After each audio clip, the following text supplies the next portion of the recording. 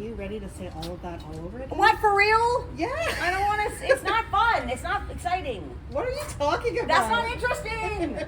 It sure is. I don't know if I'm going to be in the shot. Hold on. What? Well, because normally... I don't want to just talk to myself like a crazy person. Yes. No, I will be. I don't know where to stand. That's what I'm getting at. I don't have the mic. Is that okay? Yeah, it's okay. Just show. Not an issue. I feel ridiculous about roller skating.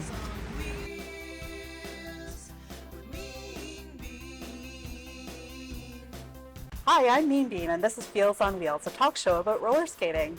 Today's guest needs no introduction. Her name is Drunky Brewster, otherwise known as Natalie. She has been playing roller derby since its inception in Ottawa since 2007. Currently, she is a player on Ottawa Valley Roller Derby's B team, the Riptides, and also a player on the House League team, the Valley Cats. I am so excited. I have a very special guest today, Drunky Brewster, who has been in derby forever, basically since the inception of roller derby in Ottawa. So I have to start with the obvious question. How did you get started in derby? I was approached at a bar, and I used to be quite the barfly, and now I'm so not that. No, it's not true. And I am a graphic designer by profession, and the person asked me if I knew anybody who was a graphic designer that could help them come up with a poster and materials to promote roller derby sort of 101 that they were going to be doing at a bar, actually, at Babylon. And I said, oh, I do that kind of thing. And I asked, what for? And they said, oh, I'm starting a roller derby team. And she asked if anybody in the bar area was interested in playing. And then my friend said, I would never do that, but this one will. And I pointed to me. And I was like, yeah, sure, I'll probably do it or whatever. I just was very nonchalant about it. And so we came up with a poster and then conducted the 101, and then I got skates out of that, and then it started. That was 2007. And so all of this is Ottawa Roller Derby, right? Yes, we were back in the days, we were still Ottawa Roller Derby. Cool. And so did you ever roller skate before? Okay, I had a pair of roller skates when I was maybe 9, 10, 11, and I distinctly remember asking my friend to take a jump rope. I tied it around my waist. I gave her the other end, and I said, now run really, really fast. And we had cement sidewalks, and of course I hit a seam, and I went face first, and I scratched took off all the skin off my nose, my lip, and my chin, and it was 2 days before my first communion, I think. And so when the priest had to go put a C in my mouth, he was like, ugh, like that. But you still were like, yeah, I'll do that again. Oh, well, I'm constantly being hurt, so it's nothing new. Oh my gosh. How many people did you have at first when you first started?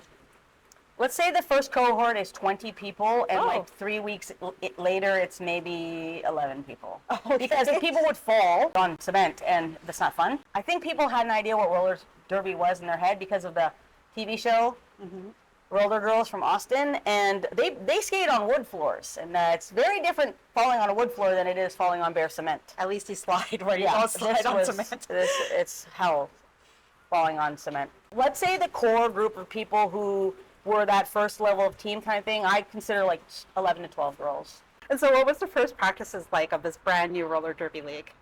Well, I mean, obviously we didn't really know anything about the sport. It was kind of just roller skating in a circle, probably for a good year and a half. The sport was kind of very much in its infancy. We didn't really understand strategy. Ottawa Roller Derby got started, and you said Montreal in what ways did they help you guys out? Well, we didn't know anything, really, so they were kind of letting us come to their practices. And I believe the practices were Tuesdays and Saturdays, and the person who started Ottawa Roller Derby would go on every Tuesday night and drive up and attend their practices to learn what they were doing. And on Saturdays, a lot of us would kind of carpool together and go to, and they would have sort of loose scrimmages or just practices. And they were really welcoming in that they were excited that another league so close to them was starting. Because Toronto started about the same time as us, but they had way more people right away because it's just a bigger city. And so I think they were interested in just fostering the sport in the region even. Yeah. And so we would go there. They had some nice, cool venues kind of thing. We didn't always have a good venue. Sometimes we had to roller skate outside. We would find a parking lot of kind of like a government building and skate there until a security guard would figure out what day we were doing it and then come and patrol and kick us out. So That is such an Ottawa thing. yeah, it was really hard to get space. And then we did actually start. We were skating at Brewer for quite a few years, kind of thing. But we're not part of the city's recreation system. So at their sports, their programs get first billing, obviously. So we kind of have to take whatever's left. Yeah, that's fair. I don't know if it would be as fun if the city ran it. No, I don't think so. It would be very regulated. Yeah. I mean, each other. They wouldn't know how to run it, really. I mean, like, who knows how to run roller derby leagues? Only roller people. The OGs of the Montreal rollers, that would be Cheese and Malish probably, or I believe Cheese and Malish, they might have been on there, but it's Georgia W. Tush. right. They were founding of the roller derby kind of thing. They were a big help there. Jess Bandit was definitely back then. Really, they were so kind to us, and they were kind of like the leaders in their league. And so they were not necessarily on the home teams when it came time to be Civ East, but they would have been running everything and organizing everything. And Neon Skates too, right? So Yes. So Tush just was the one that started Neon Skates, and then we had offshoot store here in Ottawa, which was so nice for us because for years we had to get roller skates basically in the mail, yeah, and that was painful. yeah. So it was nice to have a place where you could try on skates and stuff like that. And now now we have Rito Rollers, and they sell so many good skates. And Rito Rollers is amazing. Big fan. Big fan. We were like still Ottawa Roller Derby, and then we split from them, and the league became Rito Valley Roller Girls. We didn't really understand the rules until we kind of went to go play an actual game. I have the distinct memory of coming to our first venue for an event and seeing all the referees, and then the referees point out where the penalty box was, and we said, what penalties? We had not known or heard about penalties, so we did not know that they existed in roller derby. How many penalties did you get your first match? Do you remember? Oh, I'm sure everybody fouled out. I think they were. This is the olden days when we had minors and majors, Yeah. and people were just racking up minors like nobody's business. And I remember the whistles were going crazy constantly because we just didn't know what we were doing. Also, we weren't good skaters, so we kept on falling on people. So your first game, where was that? I'm pretty sure our first game would have been the first Beast of the East, which was the short games of 20 minutes. And Montreal had been really good to us and helped us like establish our league and helped us kind of figure out, practices and all this kind of stuff. So they were very kind, I think, to like let us in, even though I think they suspected we didn't really have much of a team together. I'm pretty sure it was actually Beast of the East. That would have been the very first one in 2008. So describe to me a little bit like what the early teams were like that you played on and some of the teams that you played on and those experiences. Yeah, the teams were very, I would say the word hard scrabble. People were rough. We weren't good skaters. We weren't sophisticated sports people. We really it was a bunch of misfits who were very interested in hitting.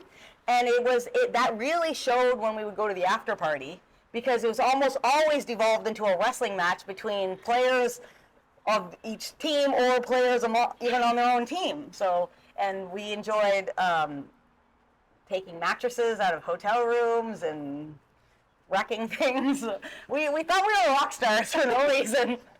And the sport cost us money. We never made a cent, nothing. So. I kind of think early derby players were rock stars, actually. Well, we were delusional, that's for sure.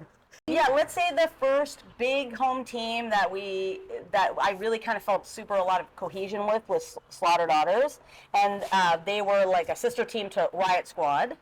And Slaughter Daughters, we had been skating together for a long time in derby years kind of thing, probably 2-3 years without any changes. And maybe somebody would come in, other people, when they're coming into the sport, they weren't coming from other leagues really, so they're not bringing strategies from different places. So we would just kind of fold them into the way that we were doing derby poorly, but in our own way. But we also kind of really knew each other super well. So just by a glance, I kind of knew what she's gonna go on the in, or they're coming up fast and they're not great at breaking, so I gotta steady myself. So just in knowing my own players, I felt like we had a super close bond off and on the track. So it really did help, fuel our success. And I sent you a news interview. Oh, roller derby fans, it's that time of year again. That time of year to award a championship. The Ontario Cup goes to the Slaughter Daughters. I believe that was sort of like, I want to say a semi-fictional Ontario home team championship that I believe they just calculated the points. Okay. So because we WIFTA, I don't know, we were not a WIFTA team yet. Okay. And in order to become a WIFTA team, you had to have quite a few qualifications kind of thing, and I don't even know if that was really on our radar yet. I don't think we knew if we had the people or the logistics to be able to do it. So they gave us the, best home team in Ontario of 2011, I forget what it is. Nice. I think it's 2011. I'll find it. Yeah, you will. Yeah. How do you feel to be presented with the Ontario Cup? How do we feel, guys? Could you tell us a bit about, at the beginning of the season, what you did to up your game this year to dominate so much? Amphetamines? Yeah. I heard also that Montreal Roller Derby came in and taught you a bit. Yeah, they've been a key component in helping us grow. Yeah. Since the very beginning, and when we started derby in 2007, Montreal Roller Derby's really helped us out a lot, and also toured as well. And we've really had a lot of help from the Canadian Roller Derby just groups, and everybody kind of works together nicely to scrimmage and give each other drills and whatnot. So. Speaking of teams, you were also on the Vixens, right? Yeah, so the Vixens was our very first travel team. But I want to ask you about the Vixens dance. Okay, so I believe I was captain at that time with Assassinista, who's my friend Roxanne, who now lives in Montreal. And we had other teams were doing a entrance dance and a little showy thing. And Roxanne and I are kind of silly people, and a lot of the other girls on the team were not silly people. And we insisted that they do the Foxy Lady dance and with little ears, and we thought we were so cute with that. And some of the skaters were mad about it, but I'm sorry, it does look cute. It does, yeah. That's kind of let's say, the showmanship part of roller derby that I do miss a little bit is an entrance song. It's logistically kind of really annoying to get the DJ to do it, and who wants to coordinate a dance, and some people feel like it kind of diminishes them as athletes, and I can understand that, but to me it was more we're on roller skates, guys. Yeah, maybe it could be a house league thing. Yes. It's less serious, right? So. And we could implement that in our league. Yeah. It just has to be somebody asked for it. Okay. I'll ask. Yeah. And how did you recruit more? We got a couple of people from Algonquin College. We went there with a booth. We generally would get people by the games. This was in the heyday of roller derby. Let's say 2010 is, the pinnacle of roller derby in the city. We had a game at Sandy Hill Arena. 1,300 people. Whoa. 100% sellout. And it was, I know for sure that Scary Antoinette, the referee, attended that game, saw what they were doing, said, oh, I maybe wouldn't want to bash around people, but I would love to help run the sport. And they came to the sport as a referee. And that was 1,300 people, and the floor was incredibly humid because of the amount of human beings in the arena. Wow. Yeah. And what was halftime like in those days? We used to sometimes we'd have cute halftime shows. We had people, hula hoopers. We had the bike polo people, Mallets of Mayhem come one year. It's kind of hard to get a band in there because the acoustics are really bad and the venue's not really suited for it. But we would have sometimes tricycle races. I like that idea of the kind of halftime silliness. Yeah. I'd like it when we have a little game or something like that. But so in the early days, it was very much go as fast as you can, hit as hard as you can, I guess. That was what derby was. You were going backwards. No, there was no backwards. We didn't really stop much. We kind of just made it a race, and we let people. We would pull each other. We would pull the jammers and whip them. Yeah, that was kind of where that came from. We also would wear sometimes belts, and the belt was for the jammer to whip off of it instead of ripping off your sports pants. And there was no kind of sticking together. It was really just a clump, and every once in a while somebody would bash somebody out of bounds or whatever. You started playing games, and you've actually been through so many different rule iterations, Yes. and you've stuck with it, Yeah. which is amazing. So how did you handle like going through like those early days of derby where you were basically skating really fast Yeah. in circles to now there's strategy and there are all these kind of things? This actually worked really in my favor as somebody who's kind of not really a sports person. I'm not athletically gifted. I'm kind of bad at every sport that I do, but I really enjoy doing them. I'm more of an enthusiastic person, and I'm quite good at strategy. So at one point, the sport had become incredibly fast because we didn't believe in stopping together or anything like that, and I was kind of worried that everybody else was progressing quite nicely and getting faster and faster, and I was kind of still falling behind, and I was worried that I was going to have to leave the sport because it was no longer kind of like in my abilities. And then the rule change came in, and we started really slamming on the brakes. It would have been called slow derby at the time, and it took like probably a year for the sport to figure out what we were doing, because at one point everybody had just like stopped skating. Yeah, it was like, that was really discussed a lot in derby media about how it was like killing the sport and this and that. But with that kind of came more strategy, and that's kind of maybe more suited to somebody like me who's kind of like good at looking at where things are but not great at getting there.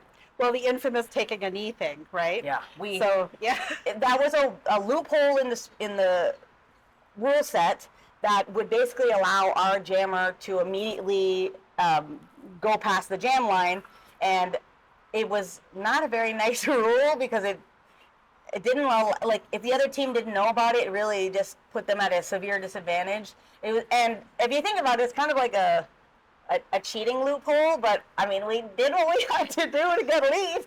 Probably my number one memory from roller derby is either 2011 Beast of the East winning the final championship. If you go watch that online, it is a final jam because we had called our time off in order to get an extra jam. And when we went on the track, I think it was Go-Go Girls.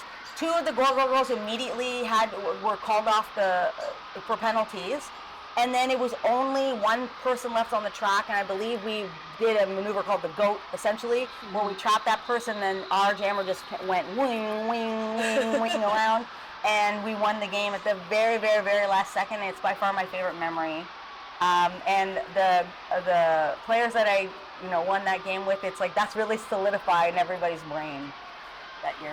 And we won this trophy, and the next year, one of our players, Lauren Hart, got married, and the trophy was at kind of like a centerpiece at the wedding. That's amazing. I love that so much. It was really nice. You also won the Beast of the East. How was that feeling like to go up against all of Eastern Canada and come out on top?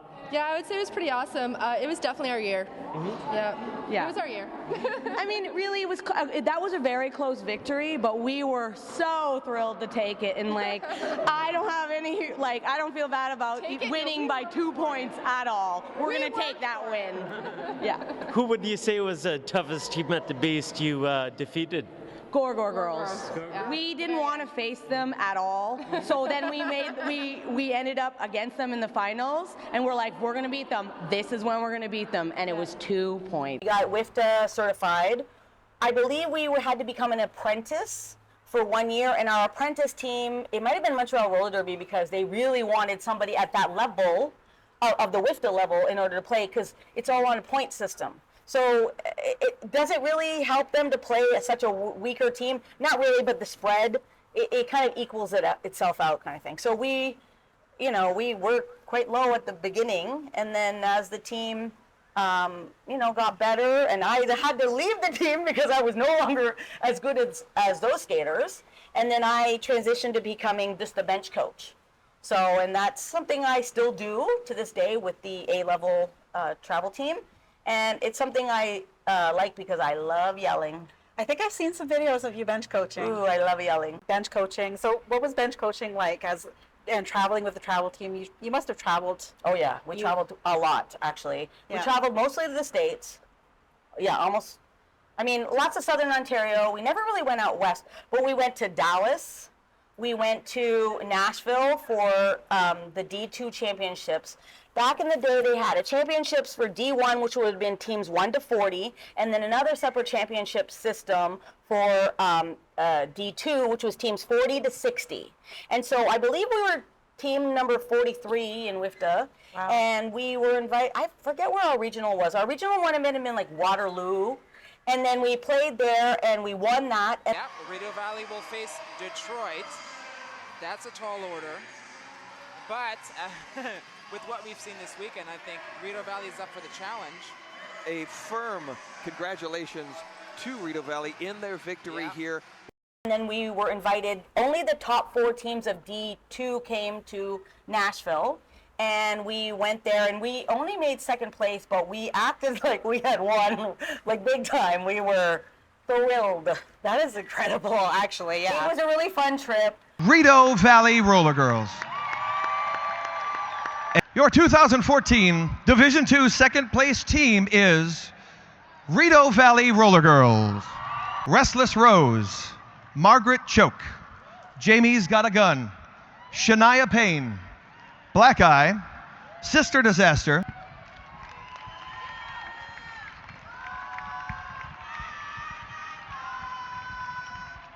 these are Rideau Valley Roller Girls.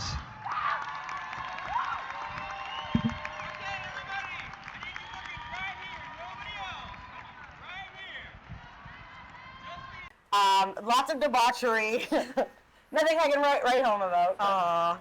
You want to talk about some of those experiences? No.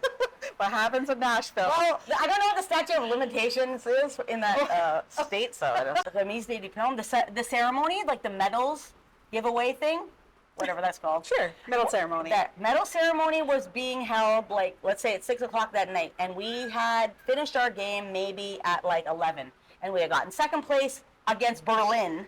So it was like not a big loss for us because we knew we were kind of going to lose against them, and no harm, no foul. Like, they were an incredible team.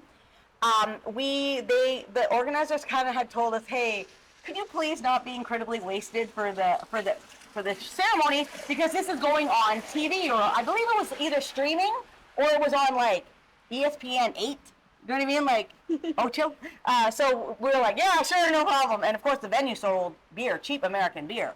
Well, we went to town, and we were wearing chemise karate, like, you know, plaid shirts. And so we just looked like a bunch of hosers in tubes and like plaid jackets, drinking beer, like guzzling kind of thing. And then you can see in the interview, if you can find it, everybody's incredibly inebriated in like the whole ceremony. And so at one point too, you guys went from being more like counterculture to more of a, we're a sport, we're taking this seriously. Yes. We're going to toss the fishnets and the plaid skirts, and then wear athletic wear. And I've noticed quite a few people went by their last names. Yes. But I don't think you did, right? No. So but I don't have a fun last name. Campbell is like kind of a boring name. I'm not somebody who's really that interested in sports, so like I'm not really needing to be taken seriously. But I can understand people who play the sport and they take it incredibly seriously. They, you know, people train outside of Derby kind of thing specifically for the sport, and you know, like work on strategies outside of like their team and their league, and they go to other places to play the game and to improve and bring back things to the league. And it was an idea that people wanted to be recognized for it being an athletic sport rather than kind of like a showmanship kind of thing. And so then a lot of people started going by their last names. And I mean, a lot of them kind of were maybe known in the league by their Derby names. And the other people just never, the Derby names never stuck anyways. It's really like if it's your kind of personality or not. That's fair. I mean, Drunky's such a fun name, though, so that's amazing. Well, people outside of Derby, sometimes at work even, people will, Drunky, here, and then other people who maybe don't know that that's my name, they're like, oh, that's confusing. I mean, but you work in art, so maybe it's I'm like the weird person at work, so like they're like, oh, of course. Geez, I would have never thought. I know. And then we, in an effort to become more inclusive and bring in other people, you know, we changed it to Rideau Valley Roller Derby for 1 year, and then we merged You merged with Capital City Derby Dolls into Ottawa Valley Roller Derby. Yes, and that was all done by votes, and it was a 1 year, I think, negotiation, and we had the most board meetings, and it really was a project that we took incredibly serious. They came to the table with all these good ideas and things, and we came to the table with all these good things. We chose what we were going to do structure-wise, how we were going to base our leagues, because the leagues were quite different in the way they were structured, committee-wise, board-wise, and everything was done by a vote. So it was an incredibly, I felt really rewarding experience because people really had a hand in building the league that they wanted to. Through the years too, I feel like the culture, like you've alluded to it, obviously, that the culture of Derby has changed. So, you know, like at first it was counterculture and you had these theme dances, and then it started to get more serious. So how did you adapt to this changing culture of Derby, and what contributed to your longevity of staying with it for like, and continuing to stay with it even though it's changed so much? I'm not somebody who likes change, but I don't mind new people and new ideas. I didn't want to be, it's a very conservative mindset to say this is the way the sport is played and I don't want it to change. And especially with an evolving sport like roller derby, in which we set the rules, we voted on the rules, we make the league, we are the people who are running everything. And so I enjoy younger people and young ideas, and it didn't change in a way that was detrimental to me. And also, like, I am different, let's say, than athletes, but sometimes people want somebody with a little bit more spunk and spirit and laughter on the bench. Not always. I mean, I feel like you're selling yourself short a little bit. You're a great Derby player, though. Like, you hold your own out there. I enjoy, like, I'd say, being in a triangle with people who kind of maybe follow where I'm going to go, because I'm not great at getting places. So if we can just stay together, that's so beneficial. Drunky is great at giving directions on the track. I really enjoy that because I really like being told what to do. Okay, I think that's honestly like a consequence, let's say, of me being an air cadet for 9 years. Oh. And I was like the head cadet. And so I was very used to like giving orders and being in a leadership role. And it was really drilled into us that like things are your responsibility, like especially if something fails, but you have to heap the praise on everybody else. So I just like, that's the kind of mindset that really does, you see it in roller derby very nicely. Like there's not stars really. Do you know what I mean? Well, there's obvious people that we know make a huge difference on the track. Oh yeah. And like, it's not a secret, but we don't have any big egos in this league, and like they're incredibly nice and kind and giving and generous with their time, and they uplift the league and they bring new ideas or new strategies, and I feel like the coaching in the league is like the best it's ever been, and you know, and I'm part of that coaching committee. So. Yes, excellent. Yeah. No, it's true. As a newbie, well, newish, I really appreciate it too, and like, yeah, it never comes across. Everyone's always so willing to help each other, and you as well, definitely. Awesome. And okay, so nowadays you're still really involved in Derby. You're in the house league. You're on the B team, which is a competitive team. Yeah. Excited for your first B team game? Yeah, I'm excited to see how it goes. I've played so many games and I don't really have any game nervousness things. I would play the sport regardless of if we had like an audience. I'm not that keen really on the audience, but like that's how we make money, so. That's fair. Yeah. You just do it for the love of the sport. For sure. I enjoy the scrimmage, the practice, like every year there's like a new technique, and every year there's a new strategy, and that's what like really keeps it like fresh in my brain. Yeah. I mean, like, I'm not getting that much better.